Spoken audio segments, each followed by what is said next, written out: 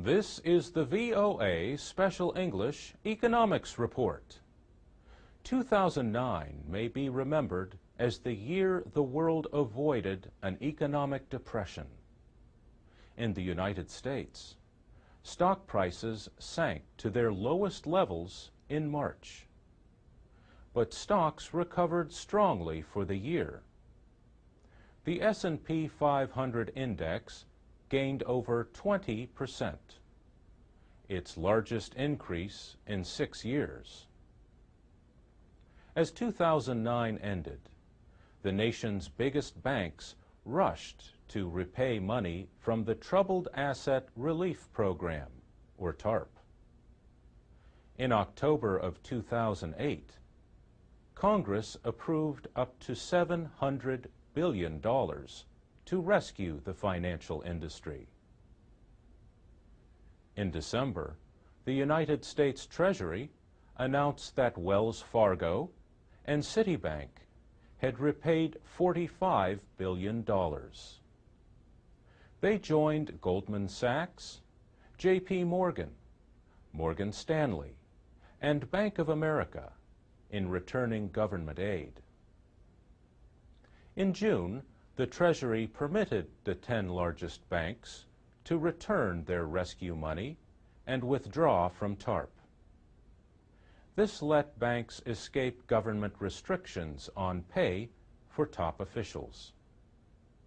Now, the government holds a large ownership share in only one big bank, Citigroup.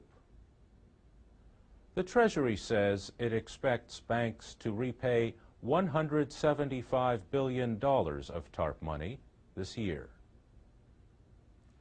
The American car industry also had big problems in 2009.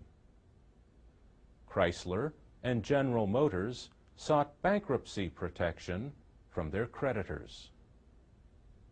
The restructured companies may still need government aid, which has already reached over $60 billion. But a government program that paid Americans to trade in old vehicles for new fuel-saving models increased car sales in the summer. The Ford Motor Company refused government aid and is working to become profitable again by 2011. And there are signs that the industry is starting to recover. However, the housing market continues to suffer its worst downturn in generations. Mortgage financer Fannie Mae reports that payments on 5% of its single-family home loans are late. The 10% unemployment rate has meant that many people are struggling with their house payments. Still, consumer confidence grew in December. Experts say Americans were feeling better about the job market and the economy. Growth in the United States is expected to reach about 2.5% in 2010. And that's the VOA Special English Economics Report.